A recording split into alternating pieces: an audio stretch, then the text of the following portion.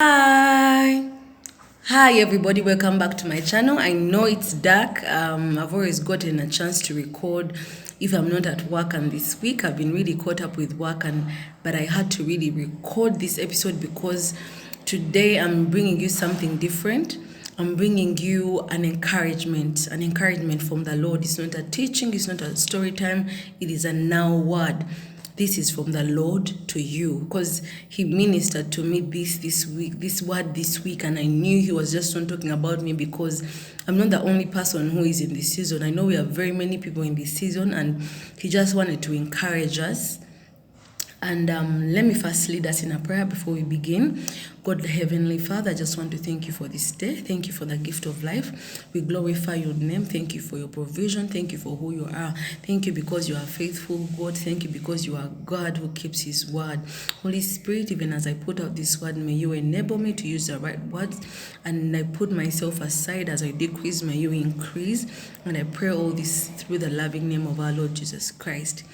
So, usually, this is how I get the messages. Usually, it's really an experience that I've gone through, and most of the times, it's a word that I'm reading, and the Lord reminds me or gives me a message. And the message, most times, is not really an encouragement. It could be a message that He wants me to teach about, but usually, most of the things I've taught about, I've gone through, or he's taught me as well. But then this kind of word that I have for you today is a little bit different. It's different. It's an encouragement. The Lord has been talking to me about the prophetic office.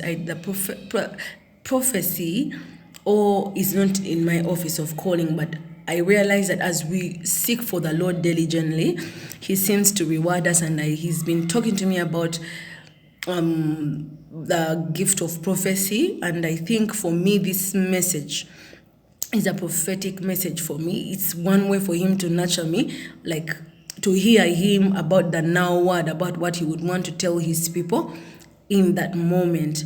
So this is how I got this word. On my way to work, I usually read the word or I listen to a sermon. So this week, I think on Tuesday, I was listening to Dr. Cindy Trim, and she was speaking about the DNA, the destiny of DNA, the DNA of destiny. This is an old message, but there is a way the Lord really brings back messages from her. However old the message may be, if there's something he really wants to talk to me about, he will bring it. So this message was actually, it's a series by Dr. Cindy Trim. It was years back. So when she was talking about it, she was talking about not looking back while you're transitioning, because I think it was a period of transitioning for the people in her church. So it was a timely message. She was talking about how Lot's wife became a pillar of salt because she kept looking back from where the Lord was taking them. So as I was looking for that verse as on my way to work, I read something caught my eye, Genesis 15, where the Lord promises Abraham a spiritual seed.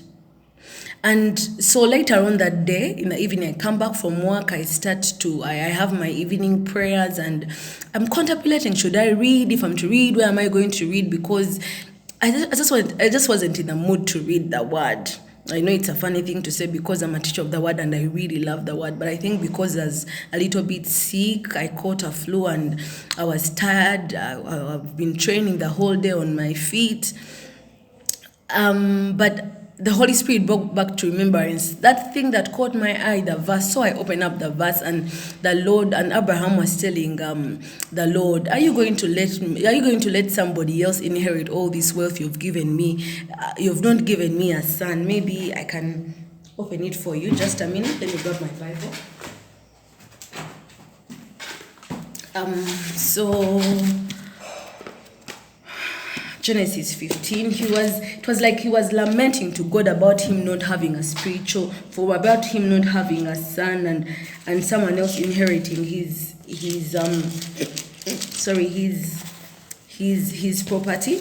Actually it says, and after these things, Genesis chapter 15, after these things the word of God came unto Abraham in a vision, saying, fear not, Abram, I am thy shield and thy exceeding great reward. And Abram said, O Lord, what wilt thou give me, seeing I go childless, and the steward of my house, that is Eliezer of Damascus? And Abraham said, Behold to me, thou hast given no seed, and lo, one born in my house, mine heir. So and then behold, the word of God, that is verse 14, the word of God came unto him, saying, This shall not be thine heir, but he that shall come forth out of thine bowels shall be thine heir. And he brought him forth abroad, and said, Look now towards heaven, and see the stars, if thou be able to number them. He said unto him, So shall thy seed be. And he believed in the Lord, and he counted it to him for righteousness. So that's when the word was dropped in my spirit, the encouragement, right where he said, Look at the stars. Like, if you're able to number the stars, that's how many your seed will be. And I could tell right now that we are all seeds of Abraham, aren't we? Like, how many are we? We are living in someone's fulfillment. We are living in the word that someone was, in the fulfillment of someone's word. That's when actually the Holy Spirit dropped it down, that whatever the Lord has spoken to me in this season will come to pass. And I knew if he had told me that he's not just speaking to me, but he wanted you out there to hear it. I don't know what the Lord is speaking to you in this season. Because for me, the Lord has spoken to me about very many things. I've been in my season of wilderness, and he has talked to me. Now I'm in my season of favor and restoration, and he's been telling me about the things he's yet to do in my life. Sometimes I've even wondered how it's going to be possible. The money and the finances to do the things that he wants to do, even that time. I'm like, where is the time for him to do some things? Because he's saying he's going to do some things this year. And I'm saying, okay, when is he going to do them? So this was an encouragement, because when I read the part of the seeds, the Lord encouraged me. The Lord encouraged me because I was in the fulfillment of a promise that was made to somebody. So maybe I can give you an example of where the Lord has spoken and has fulfilled. Right, that very first verse I've given you of Abraham, we can see that there is a fulfillment for that word. Maybe I'll give you even Isaiah 55 verse 10 to 13, that says, just as the rain comes down from the heaven to water the plants, to give food to the sower, so will the word of the Lord. It shall not return to him void. Once the Lord has said something, it's going to come to fulfillment. It's going to come to fulfillment. We see Eli and his sons. The Lord kept on warning Eli when he was serving as a high priest about his sons. And he said, if you don't do anything about your sons, your sons are going to die in their prime years. And if any of them goes old, someone will be weak and will be struck by blindness. And when I read, that was in 1 Samuel. And when I read that fulfillment in, I think, the book of 2 Samuel, I remembered when I read how his sons died in one day in war, and how he died and the situation he was in. He was weak and he was losing his sight. I'm like, oh my God, this is actually the fulfillment of the word that the Lord said. Another one, Israelites. In that same verse, in that same chapter 14, if you keep going forth down, you will understand that the Lord spoke about the Israelites being in Egypt and how long they would be there. They would be slaves, but then I would deliver them. And we see this actually happening. So this is for you, from God to you. He is faithful. He has never failed to fulfill his word. At least the fact that I'm a reader of the word and I'm a student of the word, I've kept on seeing this. He's proved it every now and then. Each time I read the word, that's why he was able to give me this encouragement, because he knows I've read before. Each time he has said the word, oh my God, I was forgetting something. Thank you, Holy Spirit. David. You remember when David slept with Bathsheba? The Lord said, you've done this in darkness, but I'm going to expose you in light. And he said, someone under you is going to sleep with your concubines in broad daylight. And it happened. I remember when, was it Absalom, his son, when he took over? his kingdom for some time. He actually slept with David's concubine in broad daylight. They pitched a tent for him and he slept with his concubine. It happened exactly how the Lord said it would happen. So what makes you think that he won't say what he's saying to you? And I remember when this season was beginning, for me, the Lord, a cousin of mine sent me a devotion, and that devotion, the Lord spoke to me and told me that I will only reap from this season as much as my faith can give me. That like there is bounty of things, but I will only get as much as my faith will believe. Let's talk about faith. Faith is the substance of things not seen, meaning faith itself is the body. We say the word says that with the word says with by faith Sarah was able to get seed. She was able to get seed. It is faith that strengthened her to actually bear that child. If she didn't have that faith, she wouldn't have the strength to bear that child at old age. Meaning faith carries the substance of those things. When you have the faith, you have the substance of those things. Because the world was formed from things that we don't see. Meaning that things are in the spirit realm before we see them in the natural realm. So if you have faith, that means whatever you want to see manifest right now in the natural realm, you have to first get through faith in the spirit realm. That car, when you get it, you have not just gotten it in the natural realm. It was first gotten in the spirit realm before it's in the natural realm. So he talked to me about faith this season. You know that saying that you never know how strong you are until being strong is the only thing left for you to be? Now, back on that faith and back on his faithfulness. Our God is known for being faithful. That's the only thing that I'm backing on in this. And it's the only thing, because there is nothing left for me to do but to believe that once he has spoken, and he keeps on reminding me that I've spoken. Janet, I have spoken. Janet, I am faithful. I will fulfill. I don't know what the Lord is speaking to you. Because for me, he has spoken to me so much that I even had to get a journal. I'd never gotten a journal.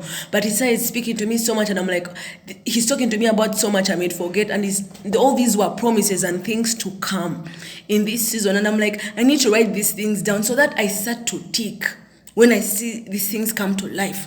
So that I can look back and say, the Lord spoke about this and I've seen this thing come to life. And also, one more thing that I can say about it is we need to be patient in this season, not to gain from it, because we see that Sarah became impatient and wanted to help God. That is why he let Abram sleep with a maid. And when Abram slept with her maid Hagar, we see that they conceived a son. And what happened? She started feeling like that maid was despising her. So don't try to help the Lord in this season. Just wait on him. Just wait on him, because if you try to do things on your own, and he will not love what you do on your own. So we need to be patient. You may not fulfill it right now, but it's going to come to fulfillment. It will. Whatever you will do on your own or out of your own strength will be out of your flesh, and you will not enjoy it. It will not be compared to what the Lord would want for you. And also, as apart from patience, you can also, the Lord was speaking to me about praising. It's a season for us to praise. It's the only thing that you can do. Praise the Lord. Praise the Lord. And how did he speak to me about praise? There's a song I was listening to by Maverick City. I don't know if you know that group. They've been blessing us this season. It's called Story to Tell. The lady says, and I'll testify of the seasons we've crossed, how you are my portion when there wasn't enough. And I'll testify of the rivers we've crossed, singing, oh, my God did not fail, singing, oh, it's a story I'll tell. The Lord used that song to encourage me, because she says the hour may be dark, I may not be able to see what you're doing right now, but I'm going to look back in. Oh my God, I'm even getting overwhelmed. I'm going to look back and I know that your hand was in this season. People, you're going to look back in this season and you will not wonder. I mean, the Lord has said the things that He's about to do in my life, and I know He's spoken to you as well. He said, I will not even have the language to express those things. Like, I will not even be able to testify. And when we hear those big things, sometimes we wonder how it will happen. And also, let us be in the rest of the Lord. Let us rest in the Lord.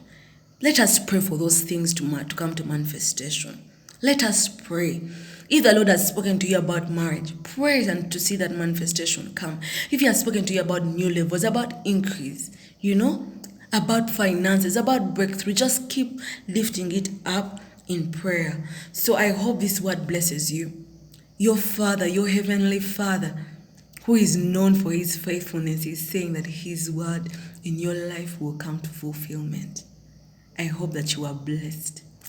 Have a lovely day and see you next time. Don't forget to like, subscribe, and share. Thank you so much. Be blessed. Bye-bye.